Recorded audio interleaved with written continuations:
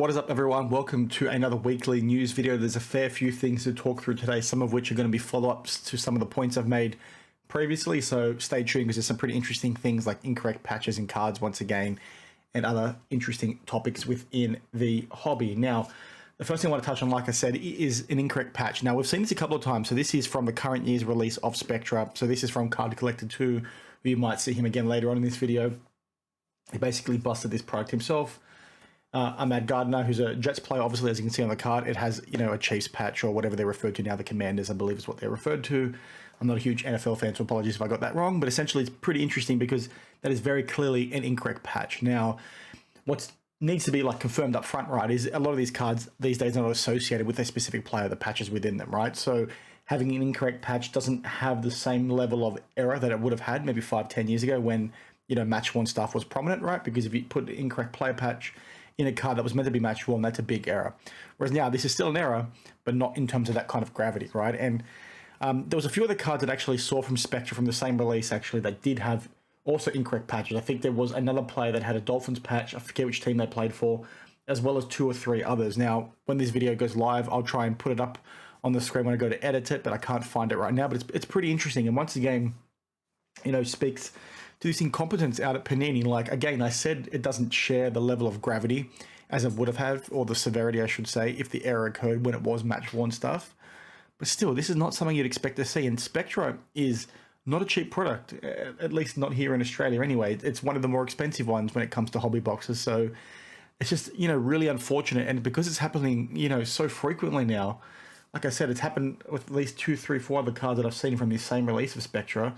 It's just not good enough. And it's like, when are we going to see, improvements to this? And what's also interesting is I saw Sports Card Radio released a video today with what looks like Topps have also made a similar error in the sense where I believe it was a set of golf cards and they've accidentally put, a soccer hit in there. And it's just like, how does that error actually happen? So I haven't seen the Sports Card Radio video in detail, so please check it out after you see this. But again, pretty interesting that these errors still continue to happen a bit more frequently than we have seen in the past, right? I spoke about this, I think, in last week's weekly news video where, we had a Dolphins card, all the patches mixed up on the player's card. Okay, that's annoying. That's not the end of the world, but this is completely the wrong patch for this card. It's like, what the heck is going on, Panini?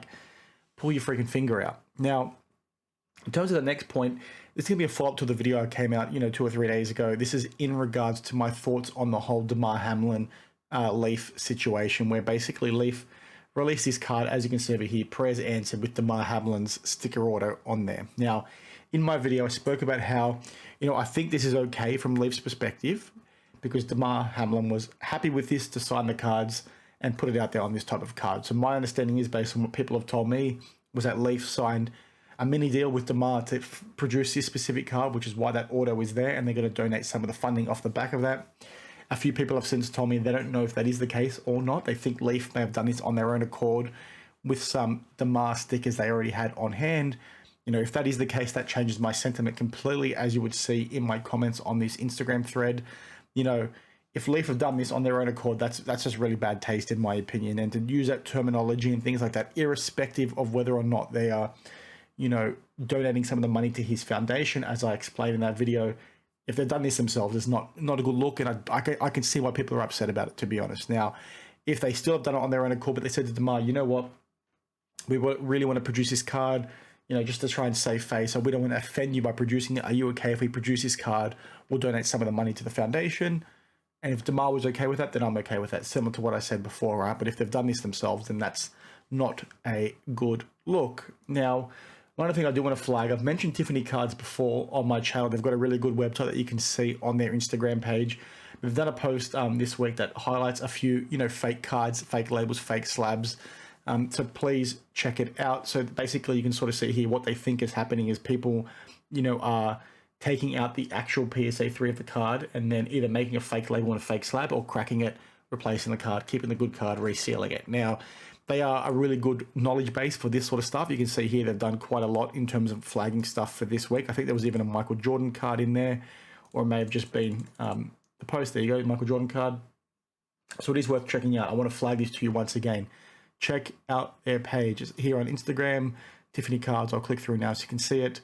Their website right there. You click on that, it'll take you to a really, really good database that I flagged before that helps you identify sellers selling fake cards across different forums, across eBay, different auction houses. It's a really, really good database. So essentially, if you pick up a card and it's got a serial number, you type the serial number in there, you type the card in there, and it'll tell you pretty quickly if that's a card that's been determined to be patch swapped, faked, so on and so forth. It'll give you a bit more comfort. This kind of resource is, I can't emphasize enough how important this kind of resource is for us in the hobby, and it doesn't get talked about anywhere near enough. These guys have 200 followers, but if I click into their website now, apologies for the glare on my face, you can see they've got a really, really good thing, like an altered card database. You come into here, you click into basketball. It does take a little bit while to load the first time because it is such a large database, but they give you some instructions here. As I've explained before, it's loading now. You can see all these cards, right? And you can see the little search bar there. Like it's an invaluable resource, and you're silly for not using it, especially if you are buying more expensive cards that are probably more than likely to have had people alter them or try and tamper with them in the past. And they do this, like I said, for all sports. If I jump back over here, baseball, football, basketball, hockey, other cards, certificate numbers, you can search for those specifically. Stolen card database, it's really, really good, and I think it's invaluable. So if you're not using it, you're a little bit silly. Now, one thing I do want to flag this week is a bit of a shout out. So I know Card Collector 2 copped some heat. His actually subscriber count shoved up heaps. Last time I checked, it was in the 40s. Upwards of almost 100K now, which is really good for him. I like his long form videos like this where they go through pickups and show the cards. I like to make these kinds of videos myself, but they don't really get a whole lot of views. It's just really good to see, what kind of cards people are picking up. So if that kind of content does interest you, please check it out. He's also wearing a Chelsea jumper or sweater, however you refer to them in the States. We call them jumpers. I'm a Chelsea fan, so it's good to see that. But ignoring that, it's a really interesting video to see all the cards he picked up. And once again, I really like this content. We need to see more of this in the hobby. Not a lot of people show off the cards they're actually buying. I'm pretty guilty of this myself at times, but it is what it is. Check it out if you haven't seen it, and let me know your thoughts down in the comments below.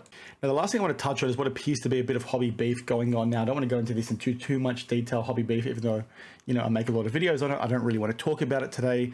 The reason why I do want to flag it is because I think it's a good example of people maybe not truly understanding the purpose of people that are trying to create, negative content. Now, to give you some context, Jordan Sky Cards has essentially called out AIH Sports, asked whether he's good for the hobby or not. So this is basically on Instagram. It's had a huge response. You can see here, like Jeff Wilson has liked it. There's a few follow-ups from AIH Sports, as well as a few other people like myself and Pancake Analytics that have basically tried to clarify the dude's thoughts. I think his messaging is essentially, why are you always hating? Why aren't you showing off your cards? Why are you trying to make the hobby look like it's negative all the time? And this is a really interesting talking point because it comes up a lot with regards to my channel as well. And what I think people need to understand, as I flagged before, is you sort of need to see the forest for the trees. I use that term a lot when I'm clarifying this sort of stuff. And I also use a term that, people have the blinkers on, the blinders on like horses have, so they can't see the peripheral vision. It's always looking ahead because, when people are making negative content, right? Like, what does that actually mean? I think it means, at least in my perspective, they're calling out, bad actors within the hobby. They're calling out, these companies that need to be held accountable. They're calling out ways for which you can sort of be aware of scams or people that are patch altering. They're trying to educate you as a viewer, which in turn does what? It makes the hobby more positive. It makes the hobby a better place. So yes, on face value, it might look like it's negative, but what's the outcome off the back of that? Now, it looks like he just dropped, these 6 other videos. I think they're from his TikTok, but he's posted them on Instagram. This has sort of happened as I've made this video, so I haven't seen them all. I saw a couple of them. It looks like he's a bit more angry now at AIH Sports based on the response he got. And again, highlights that point that I just made. I think he doesn't like the fact that the content from AIH is so, negative. But like I said, people say that about Sports Card Radio. People say that about Retro Hoops. People say that about myself. It's like, see the forest for the trees. Okay, you don't have to like this kind of content, right? All the time. You don't have to watch it all the time. But the outcome, the purpose of creating this content is to educate you as a collector so you don't get scammed, you don't get burned. Now, in my opinion, when people take offense to that, my question to you is, okay, why do you then not take offense to people like The Great Curator, to people like Card Collector 2, people like Roth Cards, people like Jeff Wilson, who consistently make positive content, right? Even when the hobby's struggling significantly, also people like Mojo Sports, right? They're telling you to buy, blah, blah, blah. The hobby is struggling. The economy is struggling. So are you going to hate on people like that for being too positive? Like, when are they going to start focusing on ways to better protect yourself as a collector, right? But you don't hate them because it's all positive, but you hate these guys because it's all negative. It's like they're both doing things on the same spectrum. They're just on very opposite ends. They're both trying to serve the same hobby and make the hobby a better place, right? The positive guys are trying to show you how to buy and sell cards.